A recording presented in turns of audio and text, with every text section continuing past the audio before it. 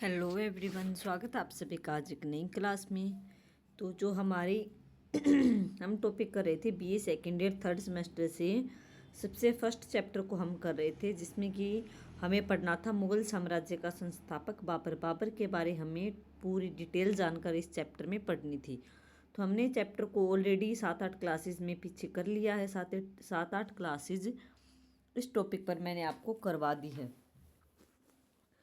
तो आज की क्लास जो है, हमने इससे जस्ट हमारे पीछे क्लास हुई थी, उसमें हमने पढ़ा था कि पानीपत का युद्ध जीतने के बाद बाबर के सामने कौन कौन सी समस्याएं आई थी। जैसे कि अफगान सरदारों की स्वतंत्रता थी, इब्राहिम लोदी के रिश्तेदारों का विरोध था, भारतीयों का असहयोग मिला उसको, उसका रिक्त राजकोष मतलब पैसा नहीं मिला उसे राजकोष में, और राजपूतों का विरोध मिला था बाबर को भारत में। तो ये 5-6 पॉइंट्स हमने पढ़े थे बाबर के सामने पानीपत के युद्ध के बाद समस्याओं के रूप में। आज की क्लास में हम क्या करने वाले हैं कि उन समस्याओं का हल और उसकी विजय देखेंगे कि कैसे अपने बाबर ने इन समस्याओं, इन प्रॉब्लम्स का हल किया और आगे विजय प्राप्त की। ठीक है, तो चलिए आज की क्लास को शुरू करते हैं।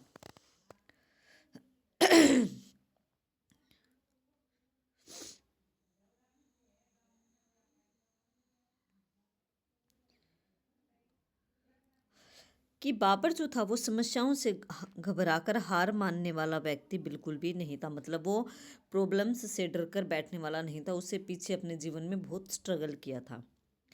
उसने बड़े धैर्य, बड़े हिम्मत, साहस के साथ इन सभी समस्याओं को निपटाया और सोल्व किया। सबसे पहले उसने अपने सैनिकों एवं सरदारों का उत्साह में संचार किया और उन्हें अपना विश्वास पात्र बनाया। बाबर ने ख्वाजा कलां को काबुल और गजनी की रक्षा करने के लिए जाने दिया, क्योंकि वह भारत में नहीं रहना चाहता था। कि हमने पीछे पढ़ा था एक प्रॉब्लम कि बाबर की जो सेना थी वो भारत में नहीं रहना चाहती थी, क्योंकि यहाँ की जलवायु, यहाँ का खाना पीना उनके अकॉर्डिंग नहीं था। इसलिए युद्ध जीतने के बाद बाबर की सेना वापस काबुल लौटना चाहती थी। तो सबसे पहले बाबर ने क्या काम किया कि अपनी इस सेना में जो है उत्साह भरा, उनको मोटिवेट किया और उन्हें अपने विश्वास मिल गया, अपना ट्रस्ट, अपने लिए विश्वास पैदा किया सैनिकों में, ताकि वो इन सैनिकों को भारत में रोक सके। क्योंकि बिना सैनिकों के बाबर के लिए यहाँ पर मुगल साम्राज्य की स्थापना करना बिल्कुल भी आसान नहीं था। तो लेकिन बाबर के साथ एक ख्वाजा कला आया था, उसको बाबर ने जाने दिया काबुल, क्योंकि वह गजनी की रक्षा करने के लिए वहाँ पर उसकी ज़रूरत थी। ख्वाजा मीर मारान को भी काबुल भेज दिया गया। इस प्रकार के कार्यों से बाबर ने अपने अफगान साथियों का दिल जीत लिया। इसके अतिरिक्त बाबर ने भारतीयों के साथ उदारता एवं सहानुभूति का बर्ताव किया। कि जो भारत के सैनिक थे, भारत के लोग थे, उनके साथ बाबर ने नरम व्यवहार किया और सहानुभूति भी उनके प्रति दिखाई। उन्हें विश्वास दिलाया कि मतलब बाबर ने भारत की जनता को विश्वास दिलाया कि वह क्रूर एवं अत्याचारी नहीं है। इसलिए बाबर से डरने की कोई ज़रूरत भारत की जनता को नहीं है।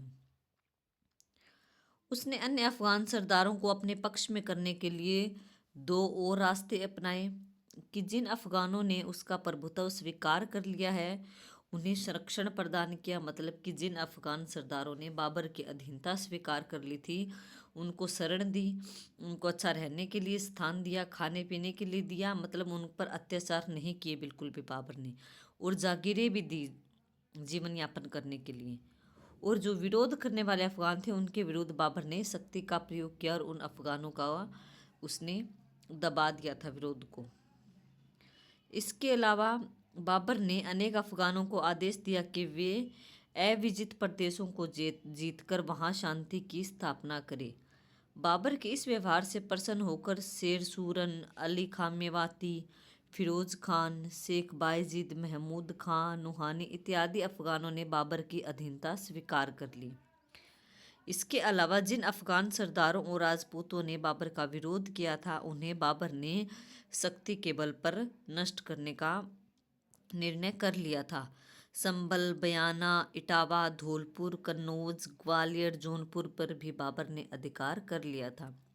तो ये तो थी थोड़ी सी भूमिका कि बाबर ने अपने सामने जो प्रॉब्लम्स थी उन पर कैसे कैसे निपटाया, कि अफ़गानों के प्रति भी उसने अच्छा व्यवहार किया, कि जिन अफ़गानों ने उसकी अधीनता स्वीकार कर ली उनके साथ बाबर ने बहुत अच्छा व्यवहार किया, उन्हें शरण भी दी, उन्हें जीवन यापन करने के लिए जागीरें भी दी, उनको सेवाएं भी प्राप्त करवाई। और जिन्होंने इनका विरोध किया बाबर का, उनने उसको बड़ी सख्ती से दबाया। बाबर ने भारत की जनता के साथ भी अच्छा व्यवहार किया, लोगों का दिल बाबर ने बहुत जल्दी जीत लिया। इसलिए बाबर के सामने जो अफ़गान सरदारों की स्वतंत्रता थी वो धीरे धीरे सॉल्व होने लगी और अफ़गानों ने बाबर की अधीनता धीरे धीरे स्वीकार कर ली थी। अब आता है नेक्स्ट पॉइंट कि बाबर ने कहाँ पर अधिकार किया। तो बाबर ने दिल्ली और आगरा पर अधिकार, इसको हम पढ़ेंगे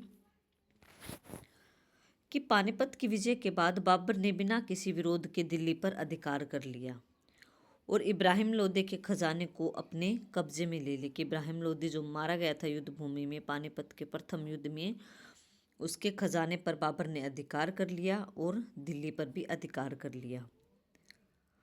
तो बाबर ने हुमायूं मिर्ज़ा को आदेश दिया कि शीघ्रता से आगे बढ़कर आगरा पर अधिकार करें और वहाँ के कोष मतलब वहाँ के जो पैसे का सारा सिस्टम है, खजाना है, उस पर अपना अधिकार कर ले और उसकी रक्षा के लिए उचित प्रबंध भी करें।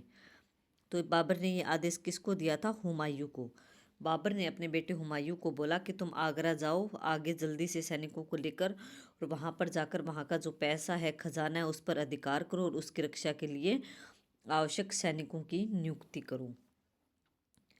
26 अप्रैल 1526 के दिन बाबर ने यमुना नदी पर तुगलकाबाद के सामने पड़ाव किया, मतलब अपनी सेना का घेरा डाल दिया और अगले अगले दिन शुक्रवार को दिल्ली की मस्जिद में सामूहिक नमाज पढ़ी। कि 26 अप्रैल को जो बाबर था वो चला गया था दिल्ली और शुक्रवार को उसने जो है दिल्ली की मस्जिद में, मतलब 27 अप्रैल को उसने दिल्ली की मस्जिद में नमाज पढ़ी थी। इसके अलावा उसने अपने नाम का खुतबा भी पढ़वाया। इस अवसर पर उसने गरीबों को, दीन दुखियों को दिल खोलकर दान दिया था बाबर ने। खुतबा क्या होता है कि जब कोई भी शासक गद्दी पर बैठने वाला था तो अपने नाम की अपने बारे में जो है बातें छपवाता है, बातें लोगों को बताता है, तो वो होता है खुतबा। ये मैं आपको कभी शॉर्ट क्लास में समझाऊंगी। तो अगर देखो बाबर तो कहाँ था? दिल्ली में। और बाबर ने हुमायूं को कहाँ भेजा था? आगरा में। तो आगरा पहुंचने पर हुमायूं को मलिक कर्रानी, मिल्की सरदूक, फिरोज खान मेवाती इत्यादि सरदारों के विरोध का सामना करना पड़ा। हुमायूं ने जो है आगरा के दुर्ग का घेरा डाल दिया और कुछ समय बाद हुमायूं ने जो था वो आगरा पर अधिकार कर लिया। हुमायूं का पिताजी बाबर जो था वो दिल्ली पर अधिकार कर लिया था उसने वहाँ पर, और हुमायूं जो था बाबर का बेटा, उसने आगरा पर अधिकार कर लिया था।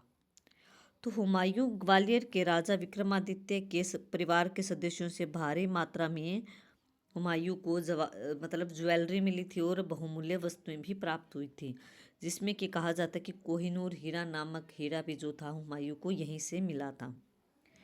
कहा जाता है कि इस कोहिनूर हीरे की कीमत उस समय इतनी थी कि संसार के 2.5 दिन के भोजन के खर्च के बराबर था। कि इतनी कीमत थी कि पूरा संसार मतलब पूरी दुनिया 2.5-3 दिन तक फ्री में अगर भोजन खाए ना, इतनी कीमत थी उसकी। बाबर 4 मई को आगरा पहुंच गया। हुमायूं ने उसका भव्य स्वागत किया अपने पिताजी का और अपने पिताजी को कोहिनूर नामक हीरा भेंट किया। हुमायूं के पास कोहिनूर हीरा कहाँ से आया? तो वो कहाँ से आया था? वो ग्वालियर के राजा विक्रमजीत के फैमिली से उसको मिला था, क्योंकि ग्वालियर का जो राजा था विक्रमादित्य या विक्रमजीत, वो तो युद्ध भूमि में मारा गया था इब्राहिम लोदी के साथ। तो उसकी फैमिली से जो उसको काफ़ी ज्वेलरी मिली, काफ़ी पैसा मिला और कोहिनूर हीरा मिला था। तो जब हुमायूं का पिता दिल्ली पर अधिकार करने के बाद बाबर आगरा आता है तो वह अपने पिताजी को गिफ्ट के तौर पर ये हीरा उन्हें भेंट में देता है। परंतु विशाल हृदय ने बाबर ने वह हीरा वापस अपने बेटे को ही दे दिया। इसी समय उसने विरोधी अफगानों को दंड दिया। किसने? बाबर ने। कि बाबर का जो अफगानी विरोध कर रहे थे उनको हुमायूं ने और बाबर दोनों बाप बेटे ने मिलकर दंड दिया। परंतु बाबर ने इब्राहिम लोदी की माता के प्रति उदारता दिखाते हुए उसे 10 लाख दाम के मूल्य के बराबर का परगना प्रदान किया। मतलब एक छोटा सा क्षेत्र दे दिया इब्राहिम लोदी की माता को जीवन यापन करने के लिए। उस पर दया दिखाई बाबर ने, हुमायूं ने, दोनों बाबू बेटों ने। कि 11 जुलाई 1526 को बाबर ने एक भव्य दरबार का आयोजन किया। मतलब एक अच्छा सा फंक्शन रखा। बाबर ने लिखा है कि सतवाल की ईद के कुछ दिन बाद सुल्तान इब्राहिम लोदी के महल के बीच में गुंबददार भवन के आंगन में, जिसके स्तंभ पत्थर के थे, एक बड़ी सभा हुई। इस सभा में हुमायूं को एक 4 कब, एक तलवार की पेटी, एक तिप्पू चपाक घोड़ा, सुनहरी जंजीर सहित दिया गया। उसने इस अवसर पर अन्य अमीरों और सरदारों को भी उपहार दिए। तो मतलब ये कि दरबार सजाने की बात के बारे में बाबर ने अपनी आत्मकथा में लिखा है कि जब मैं आगरा गया तो मेरे बेटे ने मुझे कोहिनूर हीरा दिया। मैंने वहाँ जो विरोध करे थे उन अफगानों को दंड दिया, और जिन्होंने मेरा साथ दिया उनको मैंने उपहार दिए, भेंट दिए। बाबर ने इब्राहिम लोदी की माता को भी भेंट के रूप में एक छोटा सा क्षेत्र दे दिया था जीवन यापन करने के लिए। उसके बाद आगरा के महल में जो है बाबर ने एक भव्य दरबार लगाया, मतलब अपने दरबार को सजाया और एक अच्छी सी मीटिंग बुलाई, सभा बुलाई, और वहाँ पर जो है अमीरों और सरदारों को गिफ्ट वगैरह दिए गए और अच्छा खाने पीने का इंतज़ाम किया हुआ था। तो इस सब के बारे में बाबर ने अपनी आत्मकथा में बताया है। तो ये हमने देखा कि पानीपत के युद्ध के बाद बाबर के सामने समस्याएं थी। पिछले क्लास में हमने समस्याओं को देखा। अब इसमें जो है आज के क्लास में हमने इन समस्याओं का हल देख लिया कि कैसे इन समस्याओं का हल किया और कैसे बाबर ने दिल्ली और आगरा पर अधिकार किया। ठीक है, यहाँ तक हमारा कंसेप्ट क्लियर हो गया। अब हमारी जो नेक्स्ट कंसेप्ट होगा, नेक्स्ट टॉपिक होगा बाबर से रिलेटेड, वो होगा कन्वा की लड़ाई, जिसको कि खानवा की लड़ाई के नाम से भी जाना जाता है। ठीक है बच्चा, खानवा की लड़ाई, जिसको कि कन्वा या खानवा की लड़ाई बोला जाता है। इस टॉपिक को हम नेक्स्ट क्लास में करेंगे कि ये लड़ाई किन कारणों से होती है, क्या इसकी घटनाएं रही, क्या इसका महत्व या परिणाम रहा। तो आज की क्लास का जो टॉपिक मैंने आपको पढ़ाया, बाबर की प्रॉब्लम्स और उनका सॉल्यूशन, तो आई होप आपको ये टॉपिक आज की क्लास अच्छे से समझ आई होगी, आपको ये टॉपिक अच्छे से समझ आया होगा। अगर आपको क्लास अच्छी लगती है तो प्लीज़ क्लास को ज़्यादा से ज़्यादा लाइक करें, शेयर करें और चैनल को सब्सक्राइब करना ना भूलें। Okay, thank you everyone.